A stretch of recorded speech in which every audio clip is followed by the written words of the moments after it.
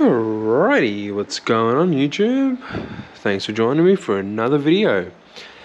Today on the channel, I'm going to show you a new car I've just picked up a couple of weeks ago actually. I just haven't had much time to do anything around here. Still in lockdown. Gotta love lockdown here in Melbourne. The weather's been a bit average, but we are starting to get some nice sunny days heading into spring, so it's awesome. We can start doing a bit of testing. I'm lucky enough to have a nice straight road out the front of my house, so yeah, show you this little beast. So picked this up second hand off one of the guys in our club. It's a mashup that he's done, so it's a Slash base with a custom chassis. Yeah, so setting this one up, no bar, 13.5 class. So it's just got a cheapie. The guy was nice enough to throw it in. Team Orion Vortex Art 10.1. It's just a rebadged hobby wing by the look of it. But it does have some not bad tuning options, but it is very basic compared to the Outlaw car, which has the Tegan RS Pro. So this one comes down to driver skill, unfortunately, something I lack a lot of. But anyway, have a bit of fun. The motor itself seems to be pretty popular. I've actually had this motor for quite a while from when I raced off-road buggies. So this is a 13.5 R1.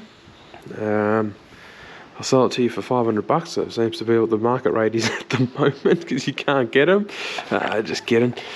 Yeah, so what are we running gearing wise? I can't even remember. It's a 31 pinion, 76 spur. It's the biggest pinion I can get on there without it hitting the mounts.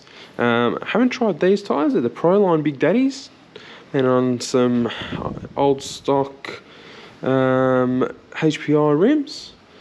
So all I've done with these is a bit of WD-40 just to clean them off, and they are feeling nice and sticky.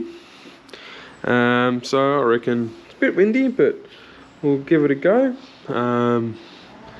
See what it does. Alright, let's get some heat into these tyres.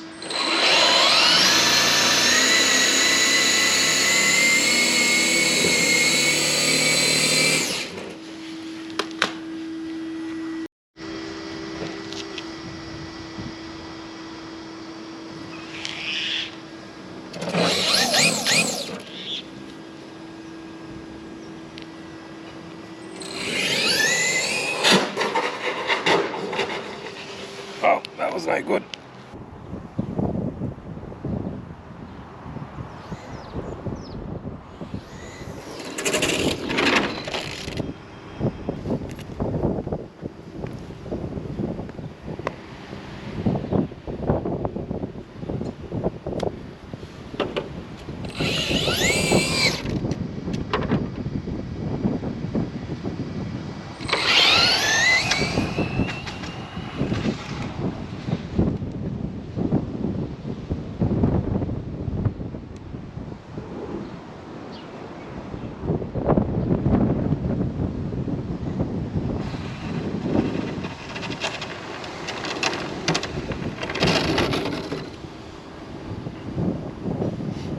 Wow, that was a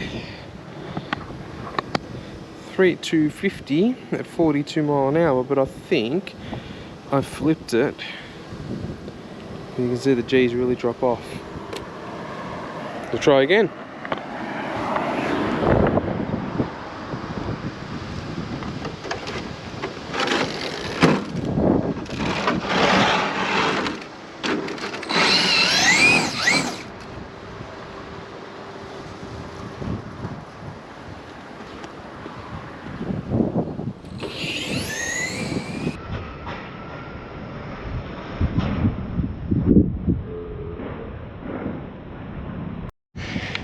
Well, it didn't look good. Time to go for a walk. Looks like it got a bit of air under the front. don't know if I picked it up on camera.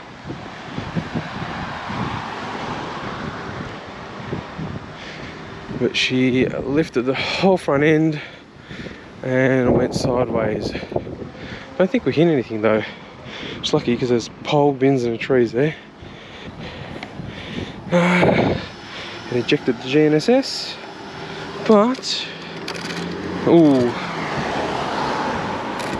that might have contributed to it.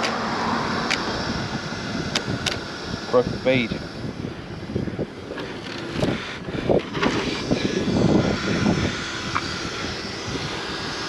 There you go.